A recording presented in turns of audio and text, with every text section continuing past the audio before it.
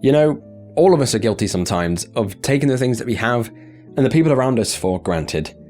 But if you're a regular viewer on this channel, you'll know that a normal day can turn into your last within just a second. I'm Ryan from Tragedy Tales, and today we're going to take another peek over Oblivion. Once more, I've scoured far and wide for 5 more shocking and unbelievable clips, from the man who put too much faith in locals while parasailing, to the ridiculous Christmas Eve Boxberg blast. This week, we've got clips from far and wide, guaranteed to leave you dizzy. So grab a drink and strap in. Let's get right into it.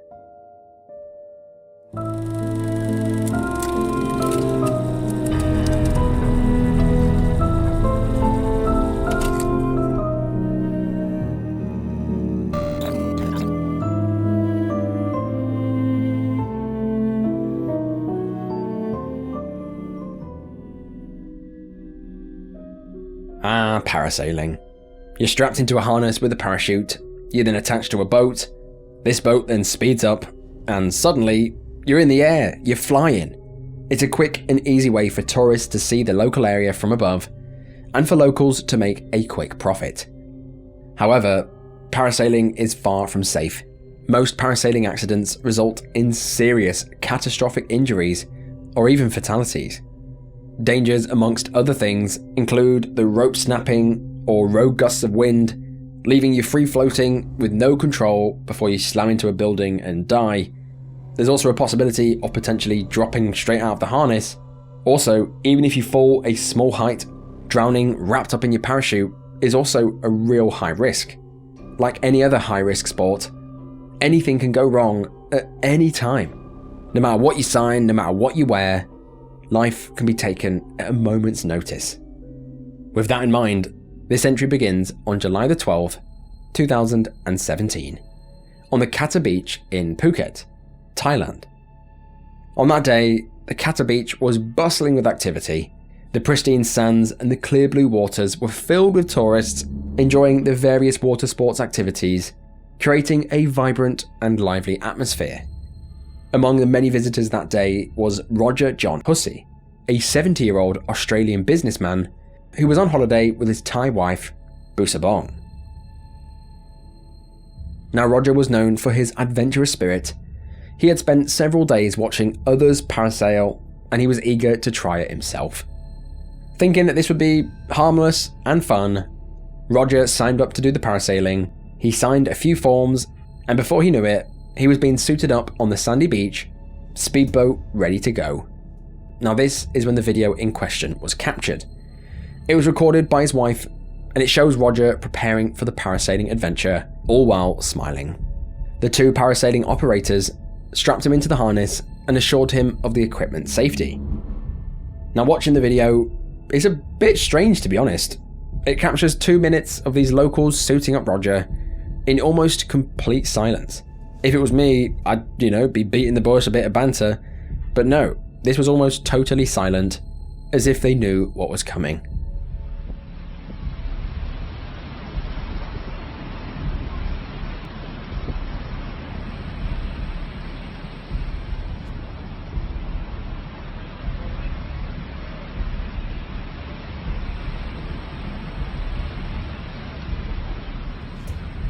Brief safety instructions were then given, and safety checks were supposedly completed before Roger was all ready and suited up to take flight.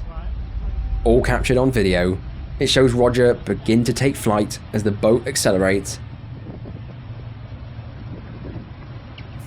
Roger was quickly lifted up into the air. He was flying.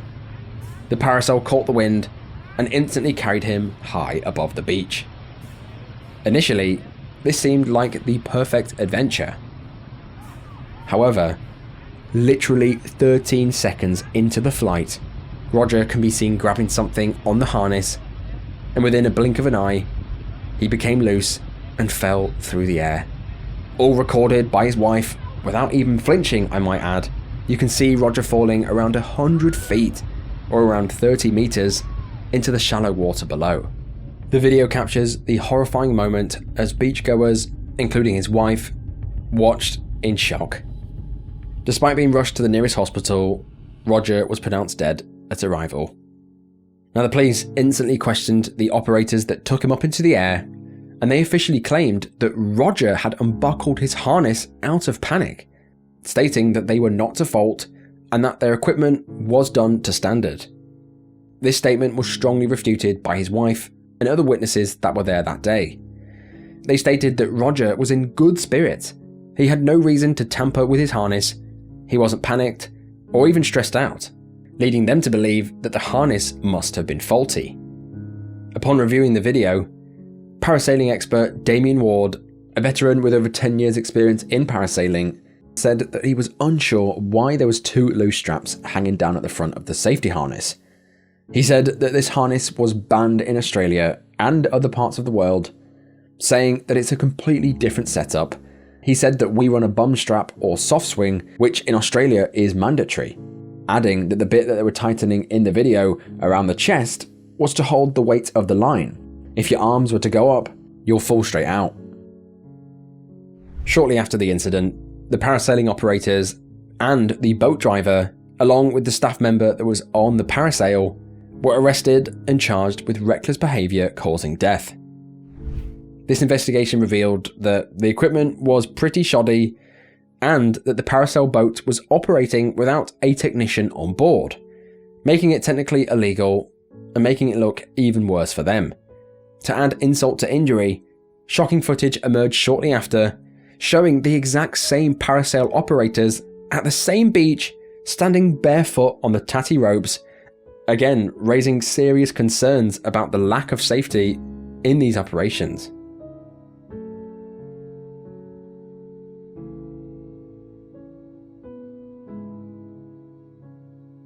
This tragic incident underscores the importance of stringent safety measures and proper management in adventure sports.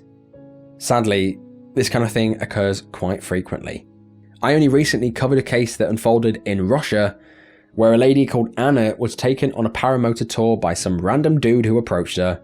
It turned out that he had no license whatsoever, and they suffered a fatal crash after falling apart mid-air. I've said this before, but if you're on holiday, or even if you're at home, just check their papers, because any one of us could fall victim to this.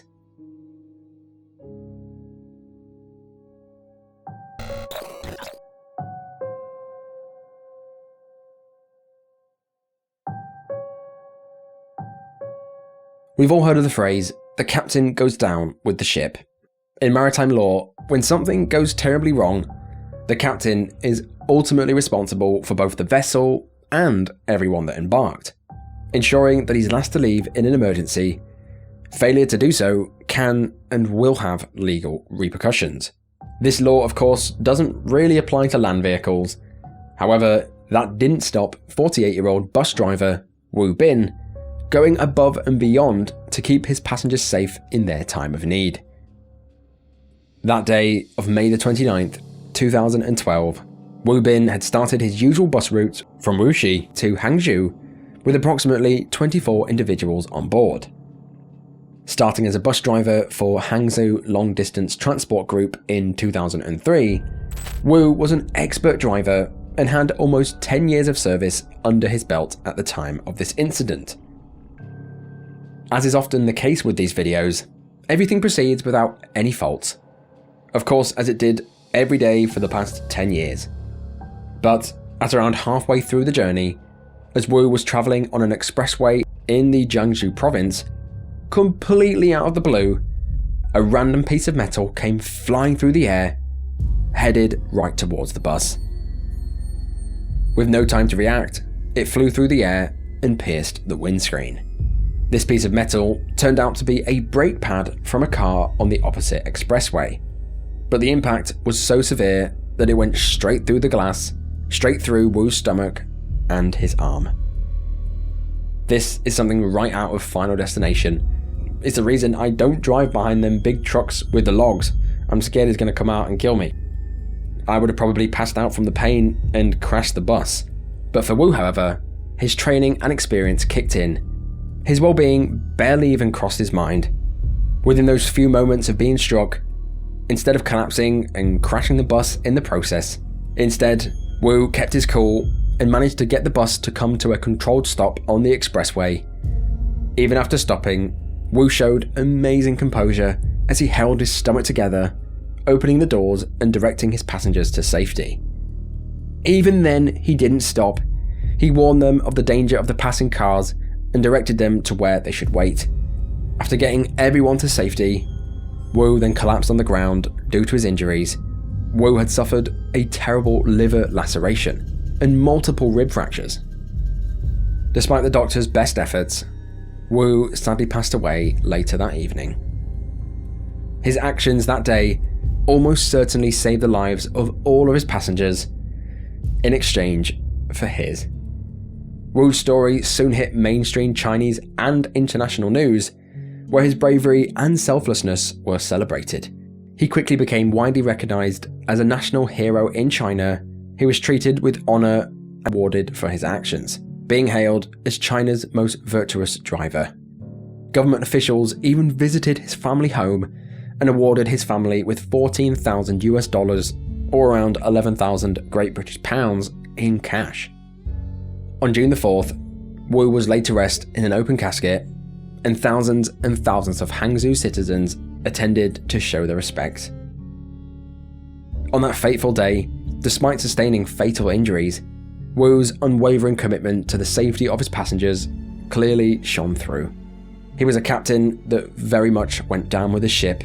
His ability to control the bus and ensure his passengers exited safely, even while bleeding out, experiencing excruciating pain, highlights the depth of his character and his dedication to the role. His legacy continues to inspire, ensuring that he will forever be remembered, not as a bus driver, but as a hero.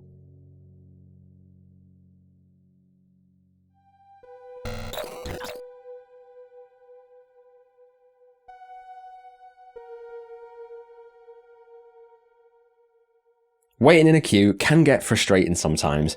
I personally can't stand them. Every time I go to Alton Towers, I always get a fast pass because I'm seriously impatient.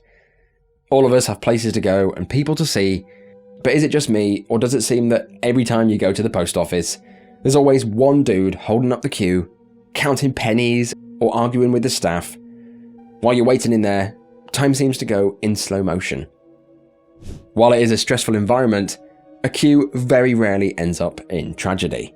But sadly, however, this is exactly what unfolded at the Lloyds Bank branch in Welwyn Garden City in Herefordshire on the 6th of December 2021. On that cold December's day, 82-year-old mother of four Mrs. Coutinho Lopez arrived at the Lloyds Bank to withdraw some money. She made her way to the front of the queue and made her request. Unfortunately, Ms. Lopez suffered from dementia, a debilitating brain disease. This meant that she had issues reading her bank statement, and this is what caused the argument. She was there at the front of the queue, trying to argue the fact that there was the money in the account, but the bank teller said that there wasn't any funds and that she could not withdraw it. Of course, this confusion led to frustration, and this frustration led to anger. For 30 minutes, Ms. Lopez argued with the bank teller, adamant that she was due her money. All while customers patiently waited their turn. As the time went on, the queue got longer and longer, and their frustration only got worse. Eventually, Ms. Lopez couldn't get the money out, and she gave up and began to storm out the bank in a huff. All captured on CCTV, Ms. Lopez can be seen finally moving away from the counter, and as she did so, another customer in the queue chose this opportunity to open her mouth and make a snide remark. 26-year-old Courtney Richmond shouted at Miss Lopez as she exited the bank and said, "Hurry up, people don't have all day," while sarcastically clapping in applause. She yelled back, "Don't speak to me like that. You are very rude. I bet your boyfriend has left you." In this same moment, Miss Lopez approached Courtney and swung her handbag at her profusely. Now, while this could be considered assault, realistically, being hit by an 82-year-old woman's handbag is as much of an assault as being smacked by a baby. Despite this though, whether it was the comment that Miss Lopez made to Courtney, or perhaps swinging the bag at her, or possibly it was the fact that she'd been held up for half an hour, this upset Courtney enough to retaliate and shove the elderly Miss Lopez to the ground. As seen on the CCTV, The push caused her to land on her hip and shoulder. I'm pretty sure this was not reasonable force for what Courtney was assaulted with, because almost 30 seconds later, Miss Lopez could still not get up despite people helping her. By the 50-second mark of the CCTV, it seems that one of the bank tellers had gone to call an ambulance, and by this point, Courtney, possibly realising the severity of her actions, could be seen leaving the premises as onlookers made sure that she kept her distance from Miss Lopez. While Courtney managed to escape immediate police questioning, going home and having her tea, pretending like this didn't happen, the police knocked on her door the following day and arrested her for assault. Sadly, however, things did not get better for Miss Lopez. 10 days later, on the 16th of December, she succumbed to her injuries from the fall, surrounded by her friends and family. Because the elderly have little bone mass, they can break a bone easily and cause severe damage. Courtney should not have retaliated. Yes, she got smacked with a bag, but to retaliate like that was seriously uncalled for. Now that's just my opinion, but of course I'm interested as to what you guys would have done in her shoes. Miss Lopez's daughter saw the CCTV footage and was shocked to see all of this take place in a bank. Apparently, Miss Lopez had frequented this bank often, meaning that the employees should have been aware of her dementia, and made amendments so that she is catered for. For Courtney, who was initially arrested for assault, a simple trip to the bank had turned into a life-altering ordeal. Her charges were raised to manslaughter, and she was sentenced to 16 months imprisonment, suspended for 21 months, meaning she avoided any immediate imprisonment at the time. Courtney was also given a rehabilitation requirement lasting 15 to 25 days, and was also ordered to complete 180 hours of unpaid work. Of course, Miss Lopez's family were fuming with the light sentence and the fact that she wouldn't be going straight to prison, but this story is a truly heartbreaking one. It shows how a decision made in anger can quickly ruin lives. It shows that a company's mismanagement can lead to frustration that causes customers to become confrontational with each other. But if you find yourself in this situation, don't retaliate and walk away, because you don't want to be on either end of this story.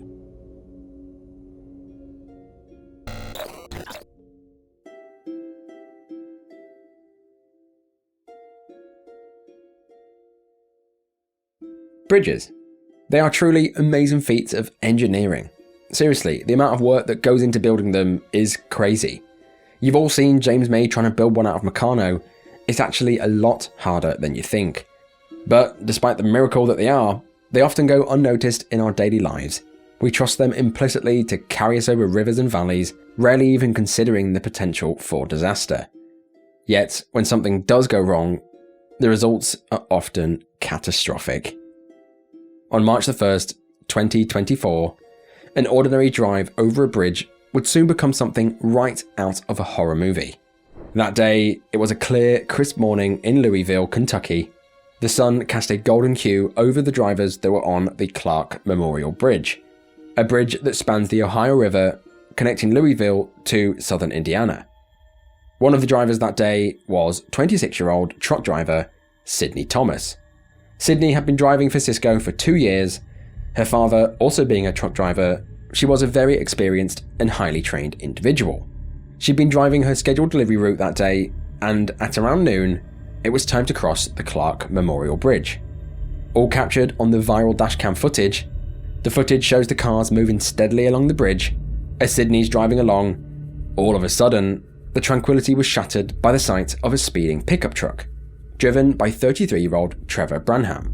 Now, Trevor was driving very recklessly, speeding and weaving dangerously through the traffic. Witnesses would later describe his driving as crazy, a ticking time bomb on wheels. After driving like a madman, eventually, Trevor's truck collided violently with a vehicle that had stalled on the bridge. Sydney's dashcam captured her immediate reaction as she tried desperately to steer clear of the chaos that was unfolding in front of her eyes. As the pickup truck barreled out of control, it crossed onto the opposite lanes. In a desperate attempt to avoid further collision, Sydney swerved her tractor-trailer forward towards the railing of the bridge, right towards the river below. The heavy truck, of course, plowed through the railing with no problem, the dashcam capturing absolute horror as the cab tilted forward, looking like it was the end. However, miraculously, the dust settled and the cab had not fallen into the water. Amazingly, despite ploughing through the railings, the majority of Sydney's truck remained on the bridge. The cab was now dangling 80 feet above the river, a very horrible situation to find yourself in. Emergency sirens wailed in the air as the fire department arrived swiftly and worked to stabilize the situation. But this would be no regular rescue. Firefighter Bruce Carden, who specializes in high-angle rescues, was sent to the scene along with other emergency teams. Here, they drafted a daring rescue to save Sydney before the whole truck fell in. Now, the rescue operation turned out to be a complex one, involving a combination of rope rescues and stabilizing the truck to prevent it from plummeting into the river. Once Bryce had reached the cab, he found Sydney remarkably calm despite this terrible situation that she was in. An agonizing 45 minutes of dangling later, Sydney was secured into her harness, and ever so carefully, Bryce and her were slowly lifted back to safety.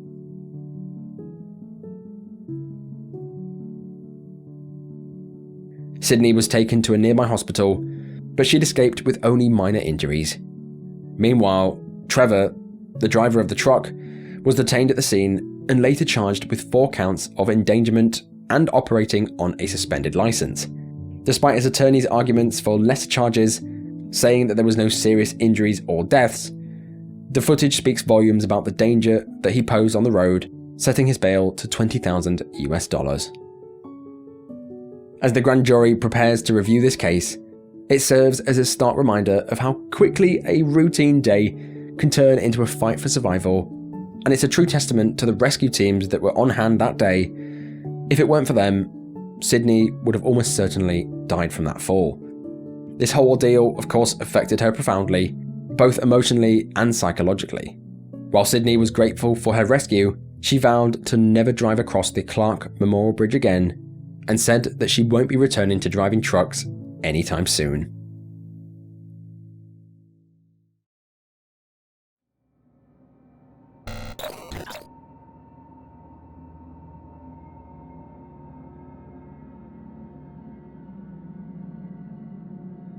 This absolutely crazy footage was recorded in Boksburg, South Africa, on Christmas Eve 2022. That serene Christmas Eve morning began like any other for the residents of Boksburg, but it would soon turn into a day of unimaginable horror, leaving a permanent mark on the town and its residents. Home to almost 500,000 people, Boksburg is known for its close-knit community and peaceful residential areas. That morning, many were still fast asleep, wrapped in the stillness of early dawn, wrapped in the warmth of their homes, totally unaware of the impending danger. At 6:15 a.m, the sun began to peek its head above the horizon, and people started getting up for work. However, the workday had begun much earlier for an unnamed 32-year-old night shift truck driver who was tasked with transporting highly pressurized liquid petroleum gas from Richards Bay to Botswana. As his shift neared its end, the unnamed driver, he somehow got confused and ended up taking a wrong turn, leading him down a route that was not authorized by his company. Taking a quick look down, it looked like it would also lead him back to his route, so he continued on. However, as he did, he took a left turn and he was met with a low bridge situated near Tambo Memorial Hospital, surrounded by residential homes. As he came up to it, the bridge looked quite low, so he pulled over and assessed how low it was. After taking a very good look, it looked like it would fit, so he hopped back into his truck and slammed on the accelerator. Of course, the truck fit under no problem at the start. However, the incline of the bridge lifted the rear of the tanker as he proceeded, causing it to scrape against the top. The sound of metal against metal echoed through the morning stillness, followed by the sinister hiss of escaping gas. The driver, alarmed by the noise, halted the vehicle and got out to inspect the damage, and to his horror, he discovered that the tanker cap had been severely damaged and that liquid petroleum gas was leaking at a crazy rate.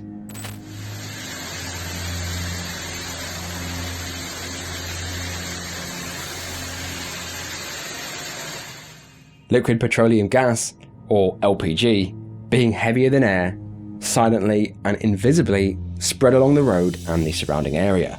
The situation quickly turned dire because a single spark could instantly trigger a catastrophic explosion. The driver's job at this stage was to call emergency services, secure the area, and stop people approaching the scene. At 6:29 a.m, the driver desperately dialed emergency services, but shockingly, his calls went unanswered. The police and fire department ignored his calls. With growing desperation, the driver made several more attempts to reach emergency responders on several numbers, but these too were ignored. As precious minutes ticked away, curious onlookers began to gather around the stuck tanker. Residents, unaware or uneducated about the lethal danger, approached the scene, some even taking selfies and videos to post online and send to their friends. The truck driver tried to warn them, but without any police presence on the scene, it was almost impossible to control the crowd. His shouts and warnings fell onto deaf ears. Finally, after around 20 minutes and 8 frantic phone calls to emergency services, the driver's company, ISS, finally got through to the fire department directly, as the police had still not answered the phone. He explained the situation, emphasizing the leaking gas and the urgent need for intervention. Hello? Good morning. Is this Boksburg Fire Department? You're looking for? Boksburg Fire Department. Okay. I've got a truck that's stuck on Railway Street under the bridge, and the gas is leaking. There's no one there. Our driver is... The fire department, located just 2 minutes away, was alerted, and they arrived shortly after 10 to 7. By the time the fire engines reached the scene, the truck had already caught fire, the flames danced menacingly around the tanker, but this only attracted more locals. Because of the awkward position of where the truck was actually stuck, and the danger of being so close, fire teams struggled to get the flames under control. They grew in size exponentially. At 5 minutes past 7, the truck driver's company tried to contact him again, but there was no answer. As there was no police, the driver had stayed valiantly near the truck, risking his life to direct people away from the danger, all while inhaling the toxic fumes. He had done this until he literally passed out unconscious. He was taken to the hospital, and a randomer confirmed that he was okay. Dis ek as ons saam met die drywer nê. Ja, ek wil net hê almal moet so ver weg bly as moontlik. Dis wat ons probeer, want die mense staan net plek op 'n nou toe ons probeer dit nie. At this point, the truck was now completely engulfed in flames. There was no controlling it. As a crowd surged, watching eagerly nearby, still the police had not arrived. At around 5 minutes past 7, the gas ignited, resulting in a small explosion. This small explosion, amazingly, only attracted more people. Over the next 20 minutes, more and more people gathered to watch the explosion, and 2 more explosions occurred then after.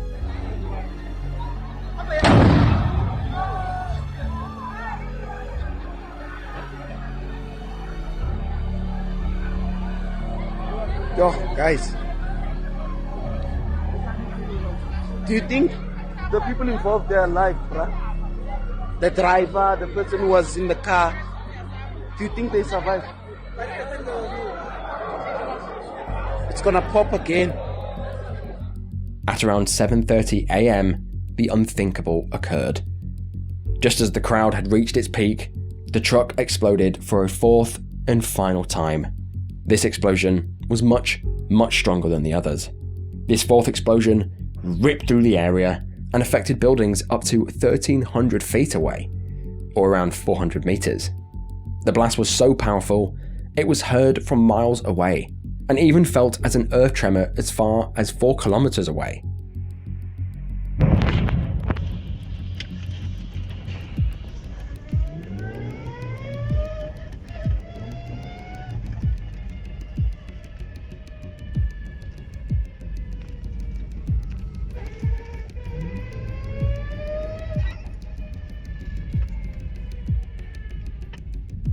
Two houses and a number of cars were instantly destroyed in the explosion. The train lines above collapsed, and so did the bridge. sending debris flying into the sky, and then unleashing a wall of flames that tore through the nearby crowd and nearby homes. The once peaceful Christmas Eve morning had turned into a scene of chaos, tragedy, and horror. The force of the blast inflicted severe third-degree burns on all those in the surrounding vicinity. The skin literally melted off of their muscles. The horrifying screams of the injured and the wails of the sirens filled the air as ambulances rushed to the scene. When they got there, it was clear that this was a tragedy beyond comprehension, and most importantly, a totally avoidable one. Despite the police station being just 2 minutes away from the location, they did not attend the scene to crowd control until 50 minutes after this blast. That is just ridiculous. When asked, local law enforcement declined to give a statement. The damage and the death toll was catastrophic, to say the least. Footage online showed streets filled with charred, still bodies, still smoking on the ground. An absolute terror. South Africa. 8 people have been killed and multiple feared injured after a gas tanker caught fire in Boksburg City. Emergency services say 6 firefighters have also been injured in the explosion and are being treated at the nearby hospital. At least 8 people have been killed in a gas tanker explosion in Boksburg. Several others have been seriously injured. That was a sight you don't want to see. There were people, clothes melted onto them. There's one guy with no leg, a young kid with no arm. There were people just all over the place. 8 people were killed instantly from the blast, and 40 more were initially injured and hospitalised. Sadly, these injuries would prove fatal for many. By the end of the day, 41 people had lost their lives, including 11 staff members who were in the car park at the local Tambo Memorial Hospital, located just 330 feet away. The hospital also suffered extensive damage, with part of the building collapsing and even part of the roof collapsing. Many people were injured, and while they were grateful to be alive, victims were horribly burnt with 2nd and 3rd degree burns. Some were scarred from head to toe. The explosion left the community in shock and mourning as friends and families grappled with the sudden and violent loss of their loved ones. A few days later, the community got together and held a vigil to mourn the victims. Candles were lit and hymns were sung, but the feeling of avoidable, tragic loss was strong in the air. The 32-year-old truck driver was initially arrested and charged with culpable homicide and negligence. However, as the investigation unfolded, it was clear that he had acted with professionalism and urgency, probably more than the police and the fire department. He had tried desperately to secure the area and warn people of danger, and even passed out from inhaling the fumes himself. The real fault lay in the inadequate, or should I say, non-existent police response, as well as poor signage around the bridge. There was only one sign on either end of the bridge that would show the height restrictions, and these were covered in rust and dirt, and there was no other signs to indicate the potential hazard. The charges against the driver were eventually dropped due to insufficient evidence. This horrific accident led to widespread grief and extensive property damage. There was a public outcry for stricter regulations and better oversight of hazardous material transportation, but the tragedy underscored the urgent need for improved safety measures to prevent such disasters from occurring again. This tragedy was compounded by the combination of poor management, lack of police presence, and inadequate warnings that ultimately culminated in a preventable tragedy. The crowd should have not been allowed to get that close or even gather at all. Who gathers to watch a truck tanker on fire? I've no idea. If the police had attended, they could have dispersed the crowd, sending them far back, meaning that nobody would have lost their lives. Yes, I think that everyone there who knew what was happening and knew of the danger and still chose to hang around is also partly to blame. But some people were unaware of the extent of the danger, or they were just going about their day-to-day. This could have all been avoided, and 41 people would have been able to enjoy Christmas with their families, but instead they were dragged into morgues to identify their bodies, ruining Christmas forever.